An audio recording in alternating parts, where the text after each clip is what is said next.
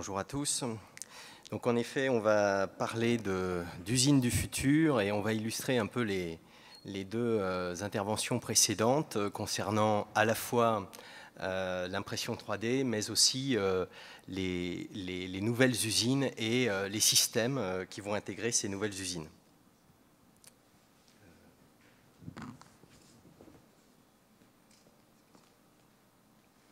Alors donc, je vous propose de vous parler rapidement de l'entreprise BA Systems, de ce qu'elle vend, de ce qu'elle produit, et ensuite de vous parler de comment on va faire pour développer des nouveaux robots afin de répondre à des nouveaux usages. Puisque quand on va parler d'innovation, on va parler d'usages et de produits vendus sur le marché.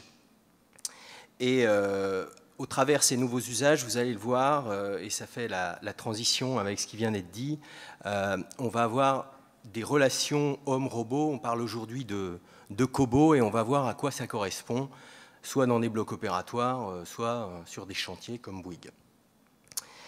Alors donc BA Systems, c'est une petite entreprise, c'est une PME, nous sommes 150 en ce moment, et notre métier, c'est un métier d'industriel. On conçoit, on fabrique en France des robots de A à Z, c'est-à-dire qu'on va les concevoir, on va les fabriquer dans une usine et ensuite on va les maintenir chez des clients.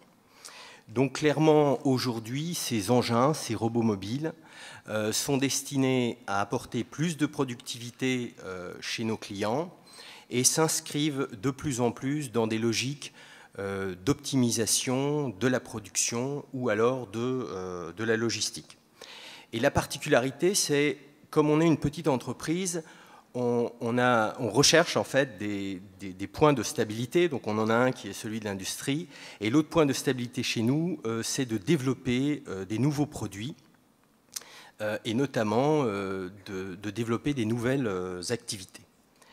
Alors ce que l'on produit dans notre entreprise, classiquement, c'est ce qu'on appelle un AGV, Automated Guided Vehicle. C'est un robot mobile. Et la particularité de cette machine, c'est sa complexité, puisqu'elle porte en elle des systèmes de guidage, des systèmes de sécurité, puisqu'elle fonctionne au milieu d'êtres humains, des batteries, etc. Donc c'est un engin qui se déplace. Et cette machine qui va se déplacer dans les usines, elle va devoir, on le verra dans le film à la fin, être supervisée par un ordinateur qui va lui dire où passer, quelle charge prendre et quelle fonction logistique remplir. Donc c'est un métier du software qui va permettre de contrôler ces robots. Alors cette entreprise, je dirais comme toute entreprise classique, elle a des ressources. Donc des ressources, c'est une usine, c'est également des brevets. On verra tout à l'heure ce que ça veut dire, un brevet, notamment dans le médical. Et puis évidemment, des compétences. Et la grande question aujourd'hui dans l'innovation et dans l'innovation dans notre domaine, la robotique, le grand sujet, c'est les compétences et notamment comment maintenir les talents, notamment les ingénieurs, les bons ingénieurs dans les entreprises. Et c'est une démarche constante quand on veut faire de l'innovation, d'attirer les talents. Et malheureusement, il y a beaucoup d'ingénieurs aujourd'hui qui ne vont plus dans les entreprises et surtout de moins en moins dans les PME. Alors cette entreprise, elle va s'adresser à différents clients dans tous les domaines connus de la presse, de l'industrie, de la pharmacie, etc.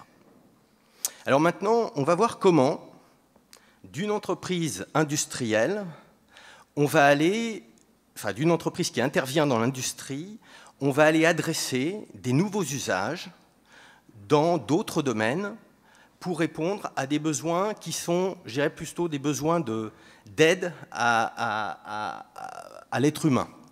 Donc on a beaucoup travaillé. Le problème, c'est que quand on est une petite structure, il nous faut des outils, enfin même dans les grandes structures. Et pour ce faire, on a cherché des outils. Et ces outils, en fait, on les a trouvés dans les sciences de gestion. Vous le savez tous, hein, dans la recherche française, on a une excellence scientifique en sciences de gestion qui est reconnue partout dans le monde. C'est un des plus beaux laboratoires d'innovation qui est aux Mines de Paris, le CSI, Centre de sociologie d'innovation. Et notre objectif, c'était de voir comment, avec des outils de sciences de gestion, adresser des nouveaux usages. Donc on a notamment mobilisé deux gros outils. Le premier, c'est le modèle de Chesebrough, qui est très connu.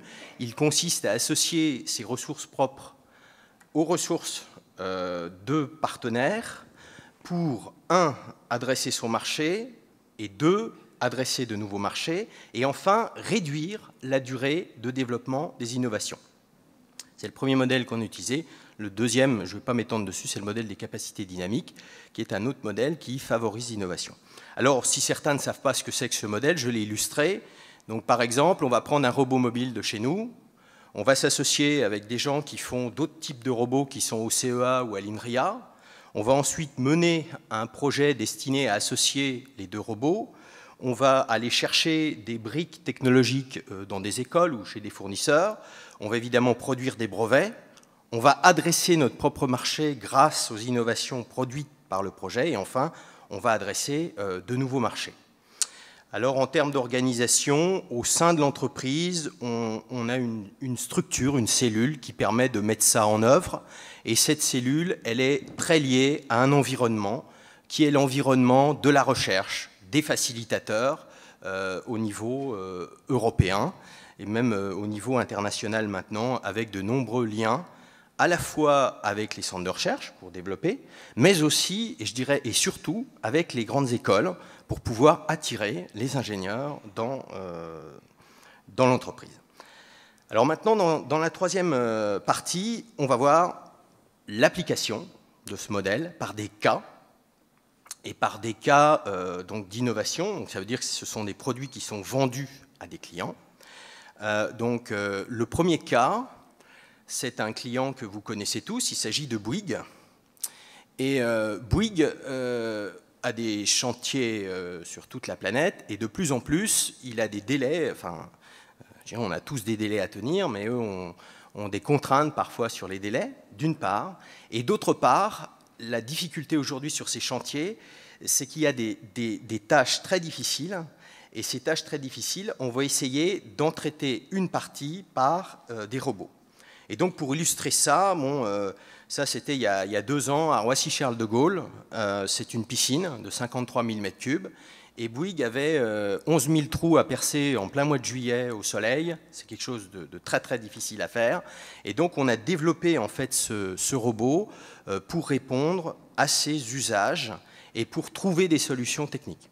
Pour information, c'est aussi ce type de robot qui a fait les finitions du chantier de la Philharmonie, enfin dans les sous-sols de la Philharmonie assez récemment. Donc vous voyez les usines du futur, mais aussi les chantiers du futur par cette illustration. Deuxième projet, alors le lien quand même avec notre métier de base, c'est qu'on va essayer d'utiliser des briques technologiques de l'industrie pour les faire glisser, notamment la robotique, sur d'autres domaines d'application. Alors maintenant, un autre exemple qui est assez intéressant parce qu'il a permis de créer une entreprise qui aujourd'hui compte 20 personnes et qui est en Bretagne, qui s'appelle BA Healthcare. Et c'est un projet assez semblable au premier, sauf qu'au lieu d'aller dans un chantier de travaux publics, on va aller dans un bloc opératoire. Alors, tout démarre avec un prospect dont on entend énormément parler aujourd'hui, puisqu'il s'agit de General Electric. Et General Electric, vous le savez, a une grande division healthcare à Paris, à Buc. Et GE cherchait des moyens pour déplacer des systèmes de radiographie dans les blocs opératoires. Et donc, on a co-développé avec eux, dans un cadre B2B, un robot destiné à déplacer, à voir la faisabilité d'un robot dans un bloc. Et en même temps, on a posé un brevet avec eux. Et évidemment, ce robot, il n'était pas assez précis, pas assez répétable, pas adapté au bloc. Enfin bref, il y avait un certain nombre de points à traiter. Et on a choisi de mobiliser l'Open Innovation, et grâce à des partenaires de recherche, grâce au CEA, grâce au CNRS avec l'IRSIN, mais grâce aussi à des gens des sciences humaines, nous avons levé un à un les verrous scientifiques et technologiques pour arriver à un produit Et ce produit, aujourd'hui, il est donc fabriqué dans nos usines à Rennes. Une cinquantaine par an sont produits. On verra dans un film à quoi ça sert pour faire des applications de radiographie. Donc, deuxième exemple d'application de robotique mobile de l'industrie vers le domaine médical. Alors, dans les autres projets, je vais les passer plus rapidement, puis on verra un film ensuite. On travaille également sur des cobots mobiles. Un cobot, c'est un robot qui interagit avec l'homme. Donc ça, c'est une machine co-développée avec les centres de rééducation de Kerpap, le CHU de Rennes, et qui est destinée à accélérer la rééducation suite à des accidents vasculaires cérébraux. Donc on est dans un cadre où la société a besoin d'outils pour traiter des problèmes de santé. Et donc, c'est des développements partenariaux également dans le cadre de ce projet. Les premiers vont être produits d'ici 4 mois chez nous et vendus aux alentours de 120 000 euros sur le marché. Autre exemple, alors là, on est vraiment dans l'usine du futur puisqu'il s'agit du robot Asimov. Donc, Asimov est un des premiers cobots qui va être mis en place à l'usine Airbus à Saint-Nazaire. Et son objectif est d'aider les personnes qui travaillent à assembler dans l'avion. Donc, c'est ce qu'on appelle une troisième main. Et donc, c'est un projet qui est développé au sein de l'Institut de recherche technologique Jules Verne à Nantes, en partenariat donc avec Airbus, l'IRSIN, qui est un laboratoire CNRS. Et là aussi, on est dans des logiques où on va aider des êtres humains à faire leur travail et également aider des clients à réduire leur délai de fabrication. En l'occurrence, ici, c'est sur une ligne Saint-Nazaire de la 380. Voilà, et puis pour terminer, un autre exemple, là on est ici dans le domaine des bateaux de course. Et les bateaux de course, vous le savez, ils sont en fibre de carbone et les poussières de fibre de carbone sont très dangereuses. Et donc plutôt que de le faire à la main, on va utiliser un système de robotique polyarticulée avec un robot mobile pour faire ces tâches qui sont des tâches assez dangereuses. Voilà, et donc ça c'est la machine qui a été livrée la semaine dernière et les tests vont être faits donc au mois de septembre. Alors on va avoir un film pour terminer ces exemples d'applications à la fois dans l'industrie et puis ensuite dans le domaine de la construction et de la santé. Donc vous voyez ici donc, les applications classiques dans l'industrie, ici au groupe L'Oréal, destinées à déplacer et stocker des charges. Des applications dans le domaine de l'embouteillage. Vous voyez, ces engins se déplacent dans des environnements qui sont avec des personnes donc, qui sont équipées de systèmes de détection. Ça, c'est l'usine automatique d'Heineken à Séville. C'est une des usines les plus automatisées d'Europe qui produit la bière pour tout le sud de l'Europe. Alors, ça, c'est un peu un contre-exemple des usines avec des personnes. Ici, c'est dans le domaine de la production de rôles de papier avec des robots d'assez grosse taille.